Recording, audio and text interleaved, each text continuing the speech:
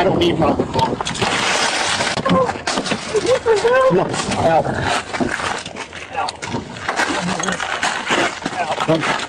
Officer Morrison didn't realize what was happening. Over the next 6 hours, his career would crumble completely. 17 badges would be taken away. His city would be hit with a $10 million lawsuit. The well-dressed man he'd just yanked from the vehicle wasn't just any regular person. He was Marcus Troy, an FBI special agent working undercover for the Civil Rights Division. Troy had dedicated 12 years to investigating corrupt police officers. He'd built 23 successful cases throughout his career. His entire body carried federal recording devices. Every single word got captured. Every threat got documented. Every moment of the attack was preserved. And those backup units Morrison radioed for? They were about to make everything exponentially worse. Within hours, 8 federal agents would raid that police station carrying warrants. Before we go further, let me ask something. Have you ever been mistreated by someone with authority? Share your experience in the comments. But Morrison had zero clue who he was shouting at through that vehicle window. Marcus Troy, FBI special agent, was 38 years old. He belonged to the Civil Rights Division based in Chicago. His entire career focused on investigating law enforcement officers who violated the law. He excelled at what he did. Troy had served with the FBI for 12 years. Previously, he'd worked as a prosecutor in Cook County. He earned his law degree from Georgetown University. He'd also served as a public defender in Baltimore. The law was something he understood completely. He'd secured victories in 23 federal cases involving police officers. Fourth Amendment law was his specialty. He'd given testimony before Congress twice regarding police reform. He taught courses at the FBI Academy. Other agents nicknamed him the Closer since he never lost a case. Troy's childhood was on Chicago's South Side. A cousin died from police brutality in 2009. That tragedy drove him to join the FBI. He wanted to investigate departments that believed they operated above the law. His supervisor selected him for this particular assignment. He dedicated 3 weeks to studying the Deerfield Police Department. A pattern emerged. Complaints kept vanishing. Morrison's name kept appearing. 11 excessive force complaints over 4 years, every single one got dismissed. On this October night, Troy simply drove within the speed limit. He signaled every turn. He was observing what these officers would do when they assumed nobody important was paying attention. Jason Morrison had built quite a reputation in Deerfield. It wasn't positive. Morrison was 34 years old. He'd served with Deerfield Police for 9 years. He remained just a patrol officer. Promotion never came. He'd failed the sergeant's exam twice. Fellow officers recognized he was problematic. 11 excessive force complaints across 4 years. Every single incident involved a person of color. Every single complaint got dismissed by the department. The pattern couldn't be clearer. Back in March of 2023, he stopped a college student. Morrison claimed the student failed to signal 100 feet before turning. The student was only 95 feet away. Morrison insisted on searching the vehicle. The student refused.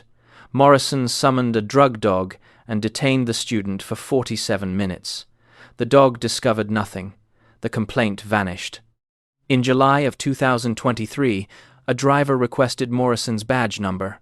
Morrison declared that was disorderly conduct. He forcibly removed the driver from the vehicle and injured his shoulder. The body camera mysteriously stopped functioning. Without evidence, there was no punishment. In January of 2024, Morrison held an entire family at gunpoint for 12 minutes. 2 children sat in the back seat, ages 6 and 8. Morrison suspected their vehicle was stolen. It wasn't. The parents retained an attorney. The city provided them money in exchange for silence. Morrison received 3 days off with full pay. Station colleagues called him Cowboy Morrison. Everyone understood he was dangerous. Captain Reeves shielded him repeatedly. The union supported him every time. Drop a comment if you've witnessed a similar pattern in your community. But tonight, Morrison's pattern was about to slam into a wall. He had absolutely no idea. Thursday, October 17th, 2024. The time read 6:47 p.m., Route 41, in Deerfield, Illinois. A peaceful street, surrounded by trees and pleasant houses. The posted speed limit was 35 miles per hour. Darkness was settling in. The temperature registered 54 degrees. People walked their dogs. Some jogged along the sidewalk. Just another ordinary Thursday evening. This marked Troy's third evening driving this identical route. He'd rented a black Audi from the airport. He wore a business suit. Concealed recording equipment sat in his tie clip and briefcase. The FBI office 4 miles distant was receiving a live transmission. His support team waited at a nearby coffee shop. Everything was prepared. Morrison and his partner Harris had been patrolling since 3 p.m. They'd spent 90 minutes cruising up and down Route 41, 0 legitimate stops the entire evening. Morrison was growing impatient. He grumbled about a quiet shift. At exactly 6:47 p.m., Troy drove past Morrison's parked patrol vehicle. Morrison spotted a luxury vehicle with out-of-county plates. He pulled out and began following. Troy maintained exactly 35 miles per hour. He activated his turn signal 150 feet before turning. He came to a complete stop at the stop sign for 3 full seconds. He executed everything flawlessly. Morrison followed for 6 blocks. His partner questioned what they were doing. Morrison told him to just observe. Troy would mess up eventually. But Troy didn't mess up. Morrison activated his lights regardless. The time was 6:51 p.m. If content like this resonates with you, hit that subscribe button. Troy immediately signaled right. He pulled into a CVS parking lot beneath a bright light. He shut off the engine. He positioned both hands on the steering wheel at 10 and 2. The FBI office monitored everything live. Morrison approached the driver's side window. Harris positioned himself at the passenger side. Troy's hands remained on the wheel. Morrison tapped the window using his flashlight. License and registration. Troy spoke in a calm voice. "Of course, officer. May I ask the reason you pulled me over?" "Just hand them over." Troy reached slowly toward the glove compartment. He retrieved the documents. "I'd like to understand the reason for the stop first." Morrison snatched the papers away. "Chicago! You're quite far from home." "I had a business meeting in Lake Forest." "What sort of business?" "Consulting." "Can you explain why I was stopped?" "You were weaving." Troy maintained his composure. "I wasn't weaving. I maintained the speed limit and signaled every turn." Morrison leaned in closer. "Are you arguing with me?" "No, sir. I'm simply requesting clarification. The reason is because I said so. Now exit the vehicle." "I'd prefer to remain in my vehicle. Am I being detained, or am I free to leave?" Morrison's face flushed red. "You're being detained." "On what grounds?" Morrison stepped backward. His hand moved to his belt. "Exit the vehicle now." "I have the right to understand why I'm being detained." Morrison turned toward Harris. "We've got a sovereign citizen here." Harris appeared uncomfortable but remained silent. Troy spoke once more. "I'm not a sovereign citizen. I'm exercising my Fourth Amendment rights." Morrison laughed. "Your rights are whatever I declare them to be. I'd like to speak with your supervisor." "Oh, you want to speak to my supervisor?" "Yes, please." "Okay, sure. We can do this the difficult way." "I'm not attempting to create difficulties. You're making this extremely difficult for yourself. Final chance. Exit now." Troy stayed silent. His hands stayed on the wheel. A customer exited CVS. She stopped and pulled out her phone. She began recording. A vehicle pulled into the lot. The driver watched. A resident from across the street stepped onto his porch. Harris noticed. "We've got people watching." Morrison didn't care. He radioed for backup. Unit 12 requesting backup. Route 41 CVS. Non-compliant subject refusing lawful orders. Morrison waited 30 seconds. Troy didn't budge. Morrison turned toward the witnesses. "Back away. This is police business." The customer continued recording. Morrison turned back to Troy. "Final warning. I'm not resisting. I just want..." Morrison's expression transformed. Pure fury. He stepped back from the window. He made a fist. Harris said, "Morrison, man, just..." Morrison punched the window once. A crack formed. Twice. The glass spiderwebbed. A third time. The window exploded. Glass burst everywhere. Blood dripped from Morrison's knuckles onto the door. A witness screamed. Troy didn't move. He didn't flinch. The federal equipment recorded every moment. Morrison reached through the shattered window. He unlocked the door from inside. He yanked it open violently. He seized Troy by his suit jacket collar. He dragged him from the driver's seat. Troy's head struck the doorframe. You could hear the impact. Harris joined in. He grabbed Troy's arm.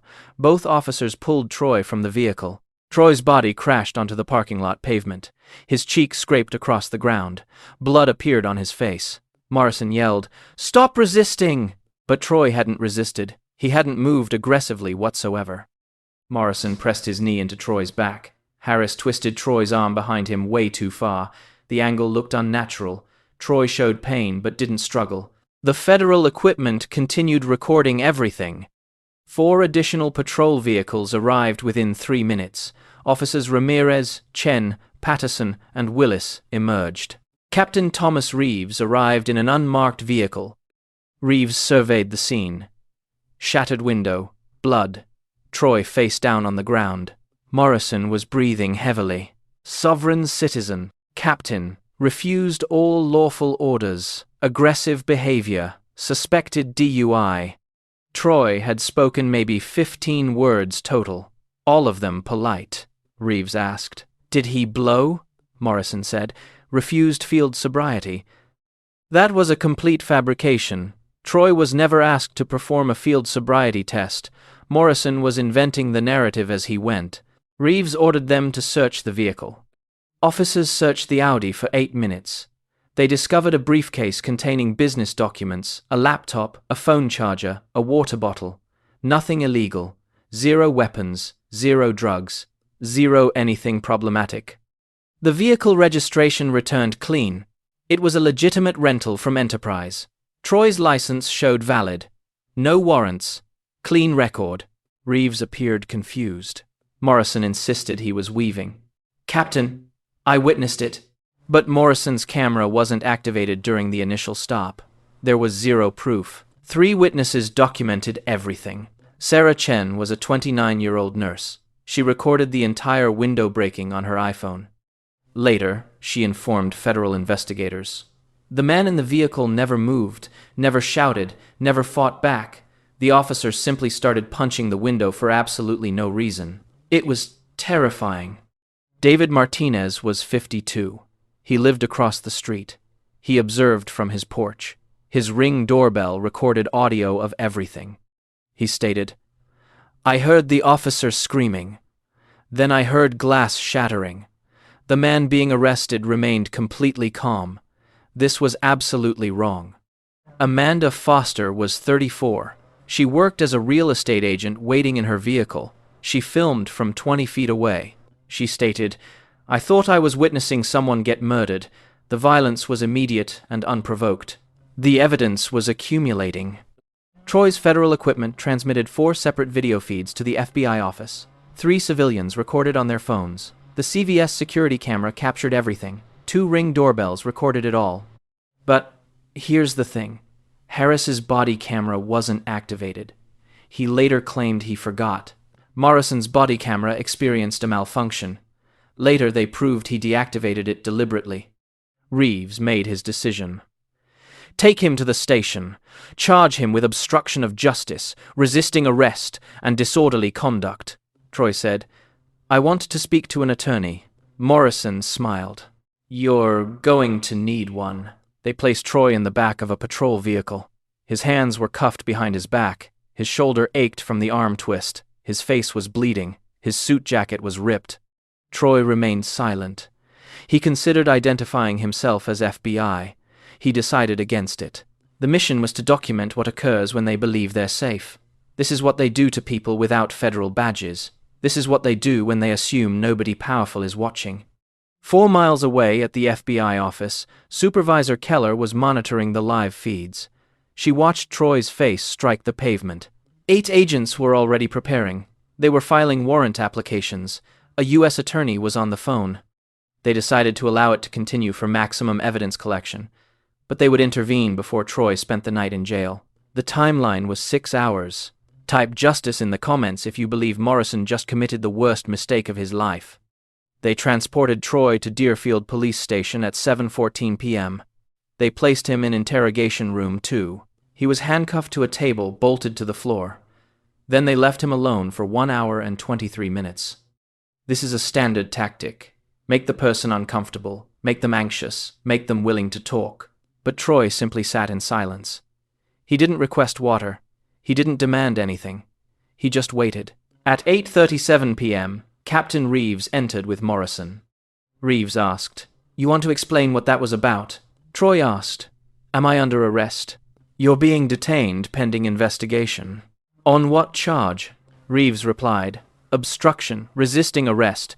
We can add more if you'd prefer." "I'd like to speak to an attorney." Morrison said, "Lawyers cost money. You got money for an attorney?" Troy remained silent. Reeves pushed some papers across the table. "Fill these out," Troy said. "After I speak to an attorney." Reeves and Morrison departed. Troy sat alone for another 2 hours and 14 minutes. At the FBI office, things were progressing rapidly. A federal judge approved warrants at 9:03 p.m. The warrants authorized them to seize all body camera footage, all dispatch recordings, and all internal affairs records regarding Morrison, Harris, and Reeves. They could confiscate all evidence from Troy's arrest. They had authority to release Troy immediately. 8 agents received their briefing from Supervisor Keller. The U.S. Attorney approved charges against Morrison. The charge was civil rights violations. Possible crimes included deprivation of rights under color of law, assault, and falsifying police reports. The team departed at 10:52 p.m. They would arrive at Deerfield Police at 11:47 p.m. At 10:51 p.m., Officer Patterson attempted talking to Troy alone. He employed the good cop strategy. "Look, man, this doesn't need to be difficult. Morrison's got a temper. We all recognize it. Just tell us your version. We can resolve this." Troy said, "I want an attorney. We're attempting to help you. Resisting arrest is serious, but if you cooperate..." "I didn't resist arrest.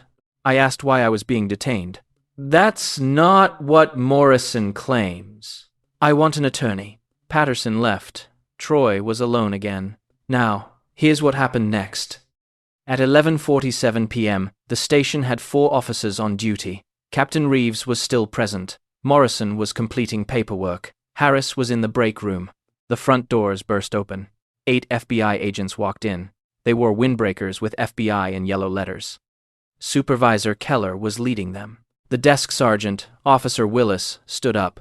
"Can I help you?" Keller held up her badge and a federal warrant. "FBI. We're here for Special Agent Marcus Troy, and we have warrants for evidence related to case number 2024 CR 8847. The room went completely silent. Morrison was sitting at a desk 15 feet away. His face went pale. Harris emerged from the break room and froze. Reeves said, "Special Agent, what the hell are you talking about?" Keller asked, "Where is Agent Troy?" Willis stammered, "We don't have anyone by that." "The man Officer Morrison arrested at 6:51 p.m. Where is he?" "In interrogation, but he's not." Keller told 2 agents, "Get him out now." The agents walked to interrogation room 2. They opened the door. Troy looked up. His face was bruised. His wrists were raw from the metal handcuffs. His suit was torn. Dried blood covered his cheek. Agent Sanders asked, "You okay?" Troy nodded. "I'm fine." Sanders unlocked the handcuffs. Troy stood up. He stretched his shoulder. You could see it hurt. Troy walked out into the main station area. Every officer was staring. Morrison's mouth hung open. He couldn't speak. "Harris looked ill," Reeves said. This is a setup. This is entrapment." Keller said, "No, Captain. This is accountability." She made an announcement. "Marcus Troy, Special Agent, Federal Bureau of Investigation, Civil Rights Division. Every interaction tonight was recorded on federal equipment. Every word, every action, every assault. All of you are suspended right now pending federal investigation." Morrison said, "You're FBI? You set me up." Troy remained calm. "I followed every traffic law. I asked politely why I was detained. You chose to punch through my window and drag me onto pavement. Nobody set you up. You did this to yourself." Harris put his head in his hands. Reeves said, "We need to call the union." Keller said, You can call whoever you want after we collect the evidence. If you believe police should face the same laws as everyone else, hit that subscribe button because this story gets even bigger. Agents spent the next 3 hours at the station. They confiscated 47 body cameras.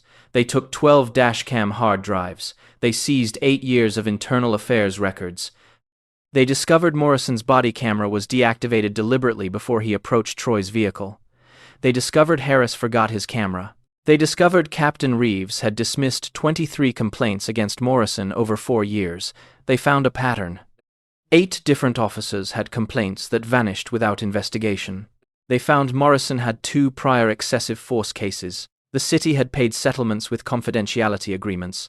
They discovered the department had a policy requiring cameras to remain on, but nobody enforced it. By 3 a.m., Deerfield Police Department was a crime scene. By sunrise, the story would be everywhere. October 18, 2024. At 12:47 a.m., Nurse Sarah Chen uploaded her video to Twitter. Her caption read, "Deerfield police officer punches through window and assaults compliant driver for asking why he was stopped. This is insane." The clip was 2 minutes long. It showed the window punch and Troy being dragged out. By 1:52 a.m., the video had 847 views and 93 retweets. A local police accountability account shared it. At 3:15 a.m., David Martinez uploaded his Ring doorbell audio to Facebook.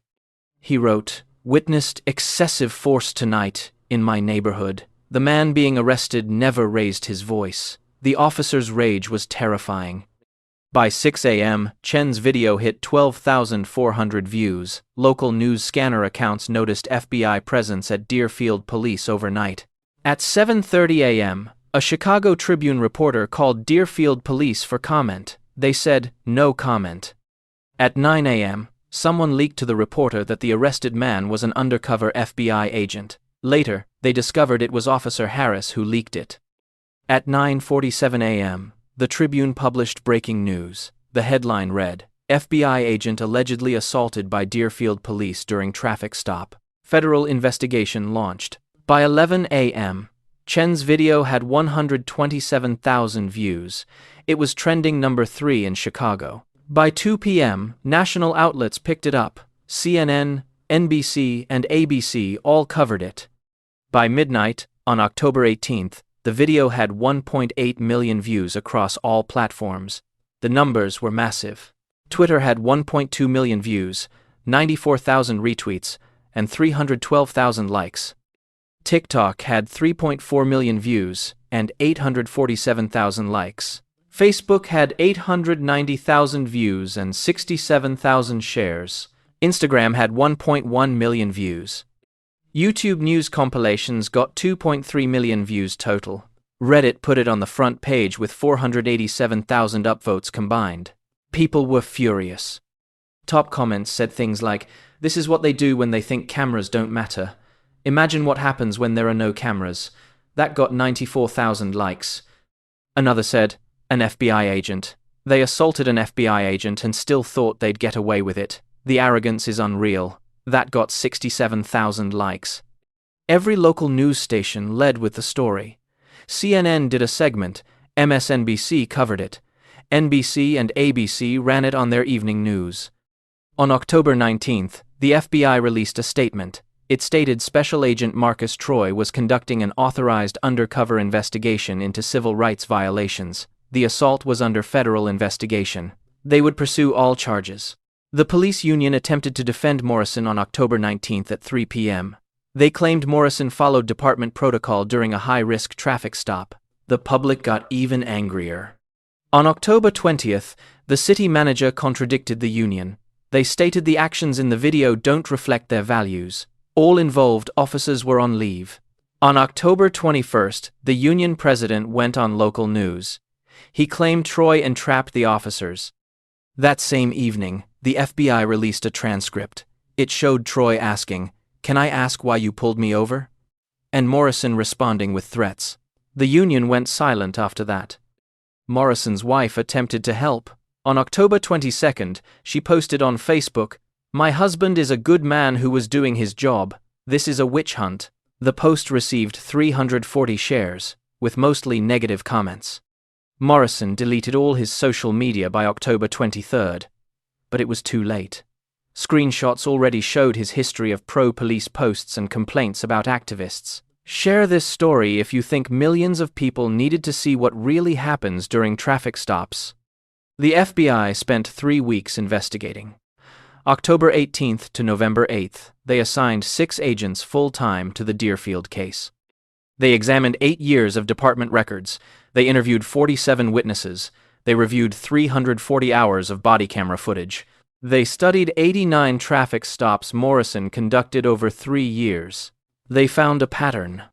73% of Morrison's stops were people of color, but Deerfield was only 34% minority.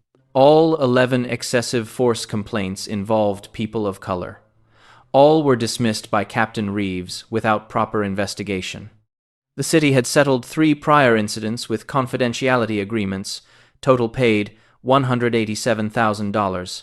The department had rules requiring body cameras to stay on, but nobody enforced the rules. On November 12, 2024, federal charges were filed. Officer Morrison faced 4 felony counts. Deprivation of rights under color of law carried up to 10 years. Assault of a federal officer carried up to 8 years. Falsifying a police report carried up to 5 years. Destroying evidence by turning off his camera carried up to 20 years. Officer Harris received 2 charges. Aiding the assault carried up to 10 years. Failure to intervene and stop it carried up to 1 year. Captain Reeves received 2 charges. Obstruction of justice by dismissing complaints carried up to 5 years. Conspiracy to violate civil rights carried up to 10 years.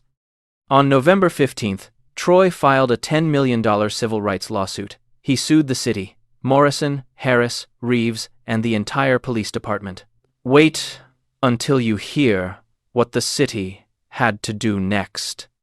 On November 20th, the FBI stated 17 officers should be terminated based on what they discovered.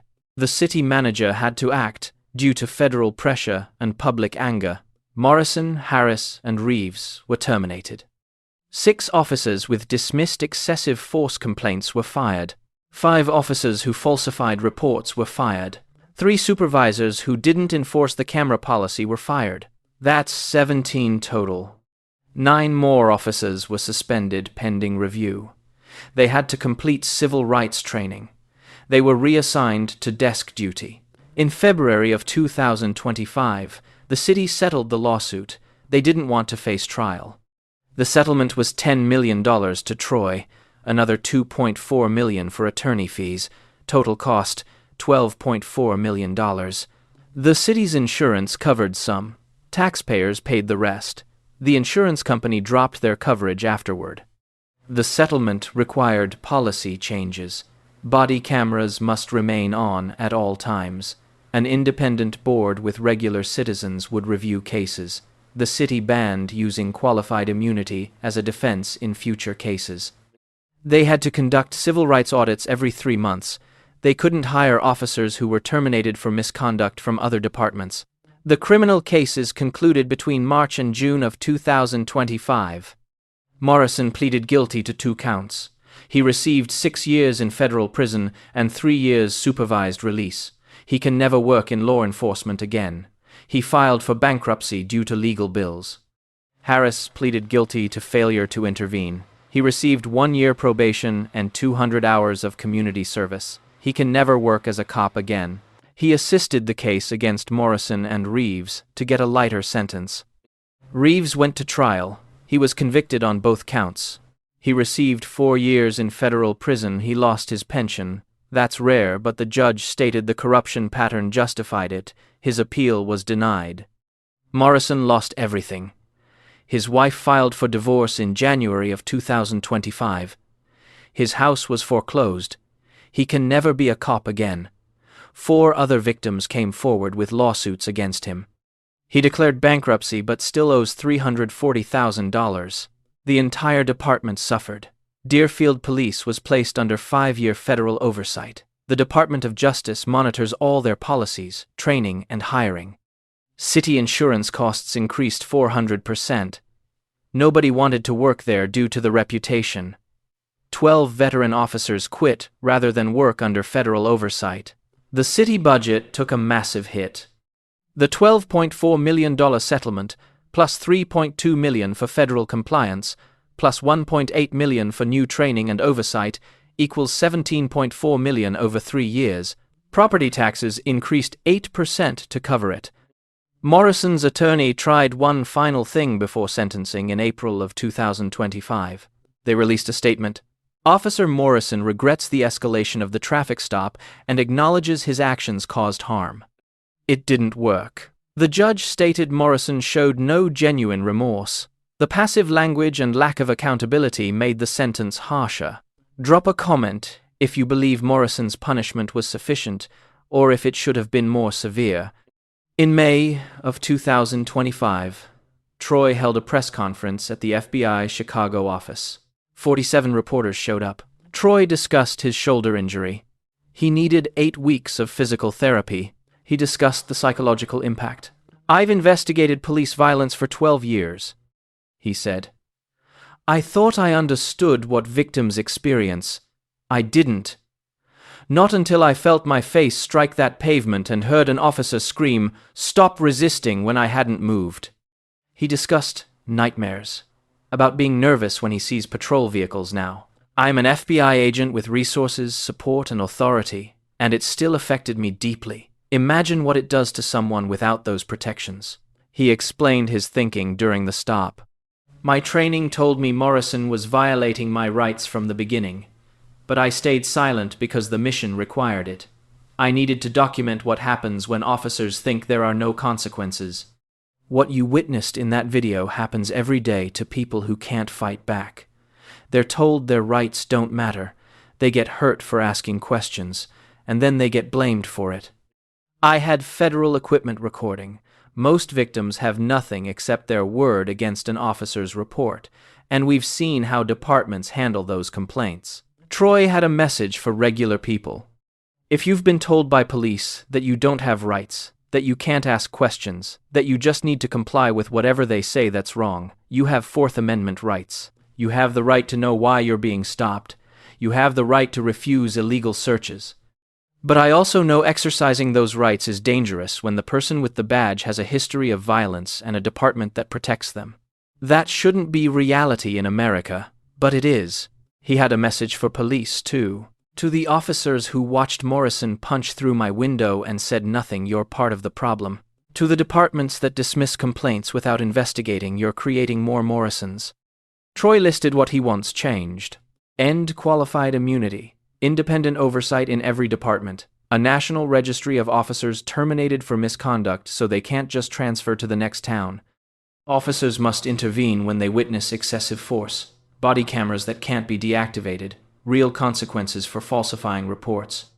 He thanked the witnesses who recorded and came forward. He thanked his FBI colleagues. He thanked his family for understanding why he had to remain silent in that parking lot.